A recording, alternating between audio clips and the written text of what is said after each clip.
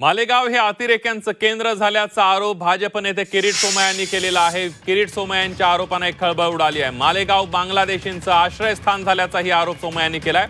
सर्वात जास्त बोगस जन्म प्रमाणपत्र मालेगावातून वितरित केल्याचा आरोप किरीट सोमय्या यांच्याकडून करण्यात आलेला आहे।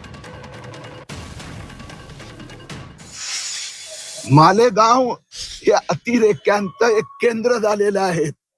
मालेगाव हे बांगलादेशींचा आश्रयस्थान झालेलं आहे। महाराष्ट्रात सगळ्यात जास्त बोगस जन्म प्रमाणपत्र मालेगावला देण्यात आले। एवढ्या लोकांना सुमारे 1100 लोकांना अटक झाली, जामिनावर सोडलं।